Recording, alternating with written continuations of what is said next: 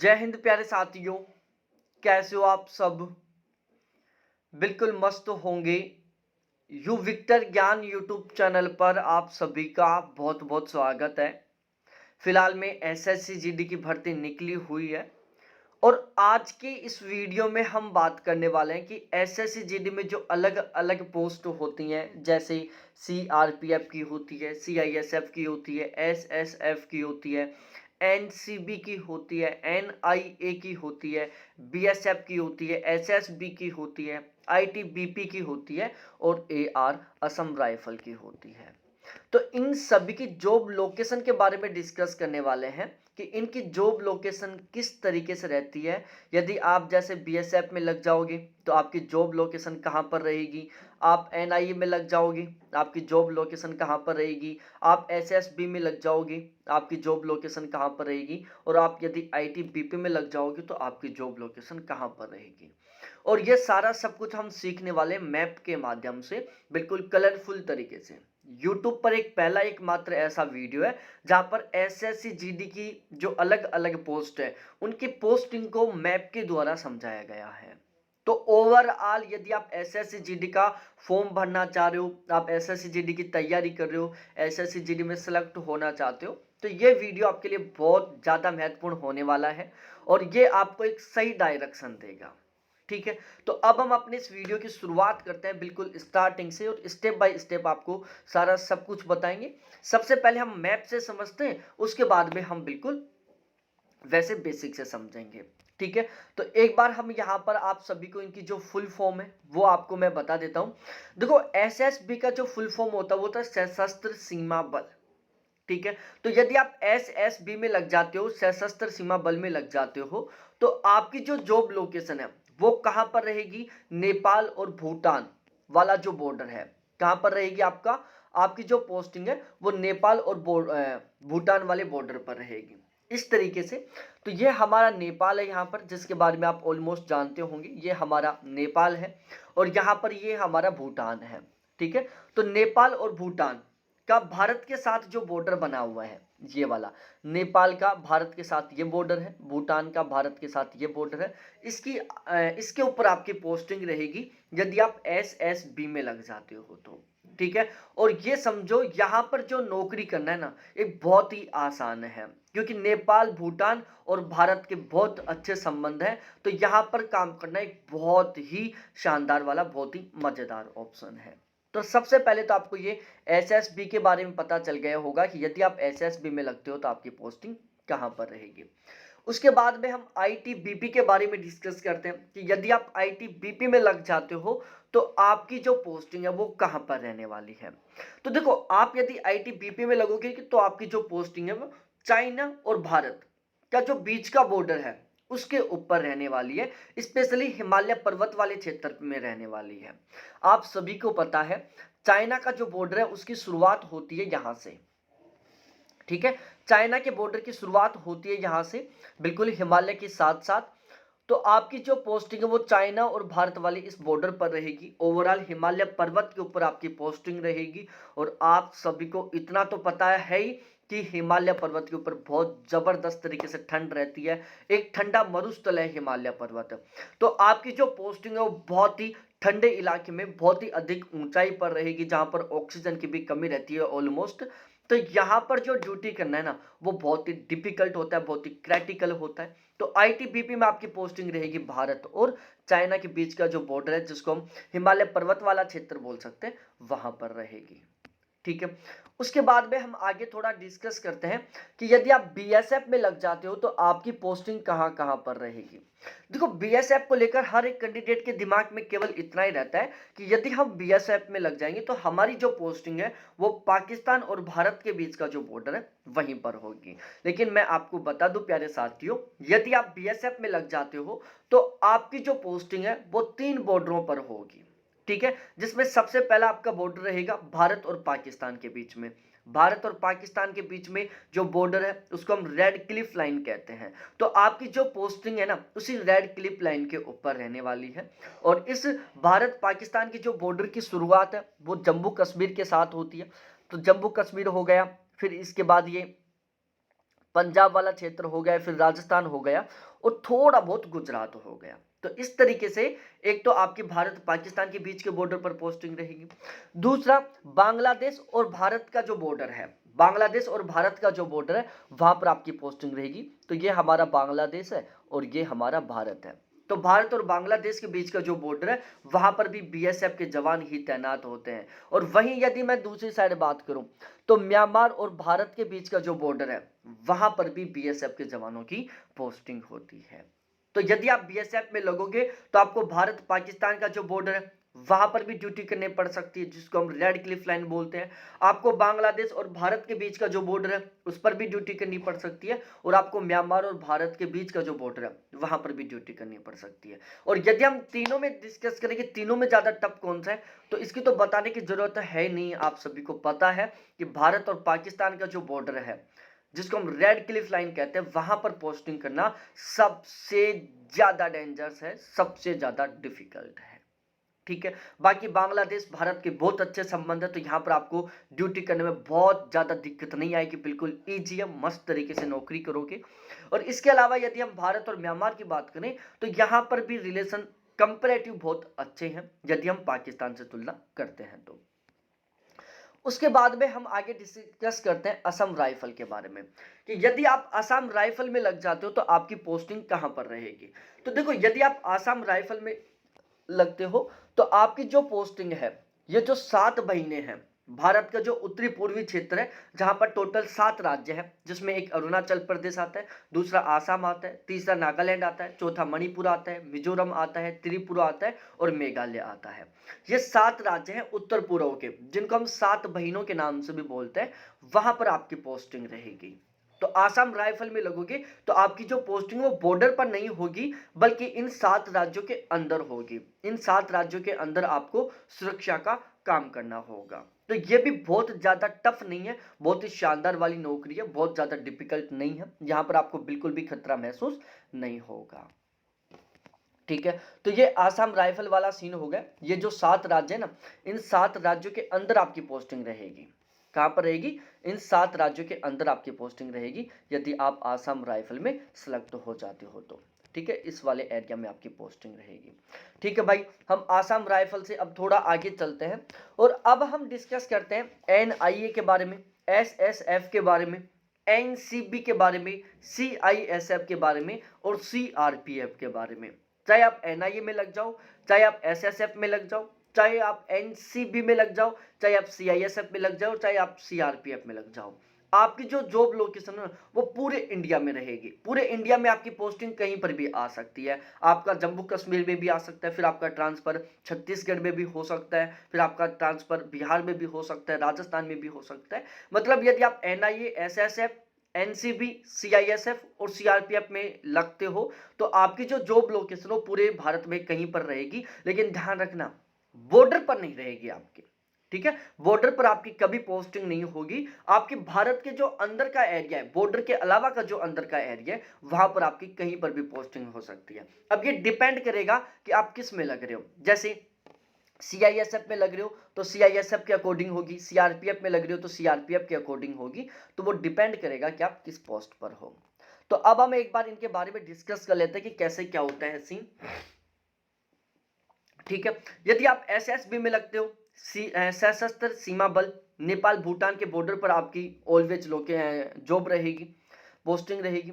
उसके बाद हम आईटीबीपी के बारे में डिस्कस करें, जिसको हम इंडो तिब्बतन बॉर्डर पुलिस बोलते हैं, जो कि चाइना बॉर्डर, भारत और चाइना का जो बॉर्डर है उस पर आपकी पोस्टिंग रहेगी, जिसमें जम्मू कश्मीर, हिमाचल प्रदेश, उत्तराखंड, सिक्किम, अरुणाचल प्रदेश में आपकी जॉब लोकेशन रहने वाली है।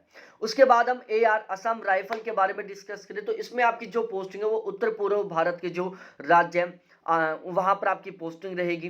ठीक है, इसके अलावा भारत म्यांमार की जो सीमा है वहां पर भी आपकी पोस्टिंग रहने वाली है। और इसके अलावा ये जो 7 उत्तर पूर्व भारत के जो राज्य है, यहां पर आपको आंतरिक सुरक्षा को मैनेज करना होगा। वहां की जो आंतरिक सुरक्षा है उसको आपको बनाए रखने का काम करना होगा।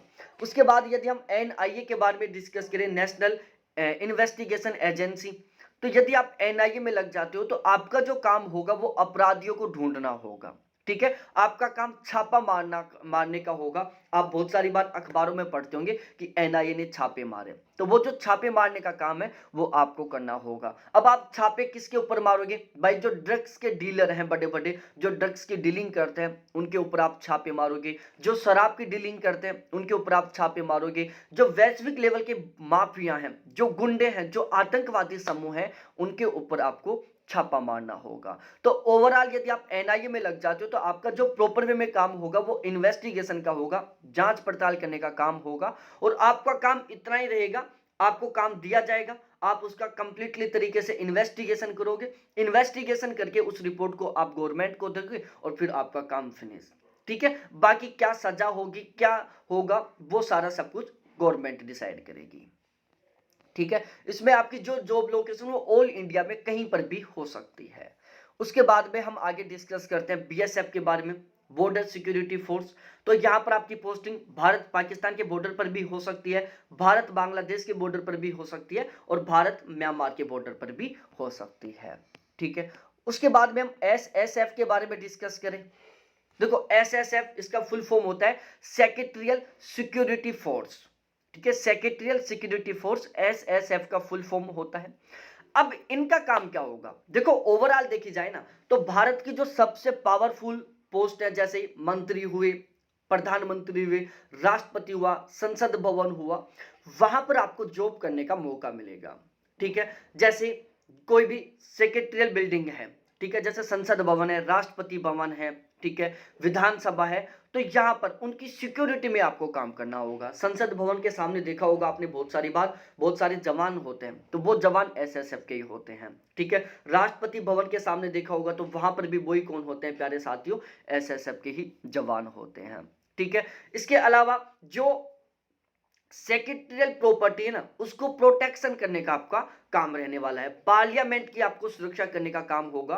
आपने बहुत सारी बार देखा होगा टीवी चैनल में, जब कोई अंतरराष्ट्रीय मेहमान आते हैं, विदेशी मेहमान आते हैं और जब वो संसद भवन में एंट्री करते हैं तो उन गाड़ियों की चेकिंग होती है। ठीक है, वो जो मंत्री आ रहे हैं उनकी प्रॉपर वे में चेकिंग होती है। तो वो जो चेकिंग करने का काम है ना वो कौन करता है? एसएसएफ के जवान करते हैं। ठीक है, तो एसएसएफ के जब आप पार्लियामेंट में या किसी भी सेक्रेटरियल बिल्डिंग में आप एंट्री करोगे ना तो आपकी वहां पर चेकिंग होगी बिल्कुल प्रॉपर वे में। तो वो चेकिंग करने का काम कौन करते हैं? एसएसएफ वाले करते हैं। ठीक है, यहां पर भी आपकी जो जॉब लोकेशन है वो ऑलमोस्ट तो दिल्ली में ही रहेगी, बाकी आपका कहीं पर किसी विधानसभा की सिक्योरिटी में भी ट्रांसफर किया जा सकता है, या फिर कोई राज्यपाल है तो उसकी जो राज्यपाल हाउस है वहां पर भी आपको भेज दिया जा सकता है। उसके बाद हम एनसीबी के बारे में डिस्कस करें, नारकोटिक्स कंट्रोल ब्यूरो। अब ये नारकोटिक्स कंट्रोल ब्यूरो यदि आप इसमें लग जाते हो तो आपका जो मेनली काम होगा ना वो नारकोटिक्स को कंट्रोल करने का होगा। देखो नारकोटिक्स क्या होता है? ड्रग होती है ये। ठीक है, अब ड्रग में क्या क्या होता है? जैसे गांजा हो गया, स्मैक हो गया, ठीक है, इसके अलावा अफीम हो गया, दारू हो गई। ठीक है, इसके अलावा जो भी नशीले पदार्थ होते हैं जिनसे नशा होता है ना उनसे रिलेटेड आपको काम करना होगा। ठीक है, आपने देखा होगा बहुत सारी बार अचानक से ट्रक से दारू से भरा हुआ ट्रक पकड़ा जाता है। ठीक है, इसके अलावा इस बैग की जो डीलिंग करने वाले हैं वो पकड़े जाते हैं। दो राज्यों के बीच में दारू की सप्लाई हो रही है वो पकड़े जाते हैं। दो देशों के बीच में किसी तरीके से कोई भी नशीले पदार्थ का व्यापार हो रहा है वो पकड़े जाते हैं। तो उनको पकड़ने का जो काम है वो एनसीबी ही करती है। ठीक है, तो आपका यहां पर जो मेनली काम होगा वो होगा नशीले पदार्थों की तस्करी करने वालों को पकड़ना, मादक पदार्थों की तस्करी करने वालों को पकड़ना, नशीले पदार्थ की तस्करी करने वालों को पकड़ना। ठीक है, तो यहां पर आप नारकोटिक्स डिपार्टमेंट में काम करोगे। जॉब लोकेशन आपकी पूरी इंडिया में कहीं पर भी हो सकती है। उसके बाद में हम सीआरपीएफ के बारे में डिस्कस करें, सेंट्रल रिजर्व पुलिस फोर्स। तो यदि आप सीआरपीएफ में लग जाते हो तो आपकी पोस्टिंग कहां कहां पर भी रह सकती है, कहां कहां हो सकती है? जैसे अब फिलहाल में चुनाव आए हैं, राजस्थान में विधानसभा के चुनाव हुए थे, तो आपने अखबार में पढ़ा होगा कि सीआरपीएफ के जवानों ने ली तैनाती। ठीक है, इसके अलावा यदि कहीं पर झगड़ा हो जाता है, बहुत जबरदस्त तरीके से कंडीशन बिगड़ जाती है, तो वहां पर सीआरपीएफ के जवान आ जाते हैं। ठीक है, यदि किसी क्षेत्र में धारा लग जाती है कि भाई उस एरिया में कोई भी एंट्री नहीं कर सकता, तो उस स्थिति में भी सीआरपीएफ के जवानों को बुला लिया जाता है। ठीक है। इसके अलावा जो नक्सली क्षेत्र हैं, जो एंटी नक्सली क्षेत्र हैं, तो वहां पर भी सीआरपीएफ के जवान ही काम करते हैं। ठीक है, तो एंटी नक्सल जो क्षेत्र है, नक्सलवाद वाला जो क्षेत्र है, वहां पर सीआरपीएफ के जवानों की तैनाती होती है। काउंटर टूरिज्म, ठीक है, काउंटर टूरिज्म का मतलब है जैसे पता चला कि इस एरिया में आतंकवादी छुपे हुए हैं, ठीक है, तो उन आतंकवादी छुपे हुए, तो उस कंडीशन में क्या होता है, सीआरपीएफ के जवानों को बुला लिया जाता है और फिर वो उस पूरे एरिया की क्या करते हैं, सिक्योरिटी करते हैं। ठीक है, इसके अलावा यदि दो देशों के बीच में लड़ाई हो गई तो मेनली तरीके से बॉर्डर पर आर्मी के जवान रहते हैं, लेकिन जब आर्मी के जवानों को लगा कि यार अब कंडीशन बिगड़ सकती है, सामने से जो फोर्स है वो बहुत ज्यादा पावरफुल है, तो इस स्थिति में भी सीआरपीएफ के जवानों को बुला लिया जाता है और फिर वो मेनली तरीके से आर्मी के साथ मिलकर सामने वाले जो विरोधी हैं, सामने वाले जो दुश्मन देश हैं के जो जवान हैं उनसे लड़ाई करते हैं। इसके अलावा जो एनएसजी होते हैं और जो एसपीजी होते हैं ना, तो एनएसजी और एसपीजी में भी कौन होते हैं, सीआरपीएफ के जवान ही होते हैं। इसके अलावा देश की आंतरिक तरीके से सुरक्षा करना, जैसे कहीं पर उपद्रव हो गया, कहीं पर आगजनी हो गई, कहीं पर झगड़ा हो गया, कहीं पर दो गुटों के बीच में झगड़ा हो गया, तो उस स्थिति में उस एरिया का माहौल कंट्रोल करने के लिए भी सीआरपीएफ के जवानों को ही बुलाया जाता है। इनकी जो जॉब लोकेशन वो भी ओवरऑल पूरे इंडिया में कहीं पर भी हो सकती है। उसके बाद में हम सीआईएसएफ के बारे में डिस्कस करते हैं, सेंट्रल इंडस्ट्रियल सिक्योरिटी फोर्स, इसका फुल फॉर्म होता है। आपने एयरपोर्ट पर देखा होगा, एयरपोर्ट पर छोटी छोटी क्या गुंबद से बनी हुई होती हैं, जैसे जयपुर एयरपोर्ट है, यहां पर भी गुंबद से बने होते हैं और उन गुंबदों के अंदर जवान बैठे होते हैं बंदूक लेकर, ठीक है, और वो बार बार बंदूक चलाते रहते हैं, ठीक है, बार बार फायर करते रहते हैं ताकि उस एयरपोर्ट में कोई भी पक्षी ना बैठे, वो सभी पक्षी उड़ते रहें। तो उस एयरपोर्ट की सुरक्षा करने के लिए सीआईएसएफ के जवान बैठे रहते हैं, ठीक है। इसी तरीके से कोई जो बंदरगाह होता है ना, उस बंदरगाह की सिक्योरिटी में भी सीआईएसएफ के जवान बैठे रहते हैं। जो मेट्रो स्टेशन है या जो हिस्टोरिकल पैलेस है, ऐतिहासिक जगह है, जैसे आपने कभी घूमने के लिए गए होंगे, आप ताजमहल घूमने के लिए गए होंगे, आप जयगढ़ नाहरगढ़ घूमने के लिए गए होंगे, इसी तरीके से जो ऐतिहासिक स्थल है, जो किले हैं, तो वहां पर भी सीआईएसएफ के जवान देखने को मिलते हैं, ठीक है। इसके अलावा कोई मेजर गवर्नमेंट इंडस्ट्री है, बहुत बड़ी गवर्नमेंट फैक्ट्री है, तो वहां पर भी आपको सीआईएसएफ के जवान ही देखने को मिलेंगे। तो जब आप एयरपोर्ट जाते हो, कभी आपने एयरपोर्ट गया होगे या फिर किसी को छोड़ने के लिए गए होंगे, तो जैसे आप एयरपोर्ट में एंट्री करते हो ना, तो वहां पर आपकी चेकिंग होती है, वहां पर कुछ जवान खड़े हुए होते हैं, वो जवान सीआईएसएफ के होते हैं, ठीक है। आप जब किसी बंदरगाह में गए होंगे तो वहां पर जो जवान खड़े होते हैं वो सीआईएसएफ के होते हैं, ठीक है। मेट्रो स्टेशन में भी वही होते हैं। आप किसी हिस्टोरिकल पैलेस पर घूमने के लिए जाते हो, ठीक है, वहां पर जो जवान खड़े होते हैं ना प्यारे साथियों, वो भी सीआईएसएफ के ही होते हैं। तो airport, sea port, metro station, historical palace, historical tourist palace या कोई भी बड़ी फैक्ट्री है, उनकी सिक्योरिटी में सीआईएसएफ के जवान ही काम करते हैं। इनकी पोस्टिंग भी ऑल इंडिया में कहीं पर भी हो सकती है। तो इस तरीके से ये प्यारे साथियों आपको बिल्कुल अच्छे तरीके से समझ में आ गया होगा कि आपकी जॉब लोकेशन कहां पर रहेगी यदि आप एसएससी जीडी में सिलेक्ट हो जाओगे। वीडियो बहुत अच्छा लगा होगा, आपको मोटिवेशन मिला होगा, बहुत कुछ सीखने को मिला होगा, तो प्लीज चैनल को जरूर सब्सक्राइब करो, वीडियो को लाइक करो और अपने जितने भी दोस्त हैं सभी के साथ एक बार जरूर शेयर करो ताकि उनको भी इस वीडियो के बारे में पता चले और उनके भी इन सभी पोस्टों को लेकर जो डाउट्स चल रहे हैं वो सभी के सभी डाउट क्लियर हो जाएं। बाकी एसएससी जीडी को लेकर अभी भी आपके दिमाग में कोई क्वेश्चन है, कोई डाउट है, वो कमेंट सेक्शन में कमेंट करके जरूर पूछो। हम एसएससी जीडी का हर एक डाउट आपका बिल्कुल अच्छे तरीके से क्लियर करने की पूरी कोशिश करेंगे। बहुत बहुत धन्यवाद आप सभी को देखने के लिए। थैंक्स बाय मेरे प्यारे साथियों।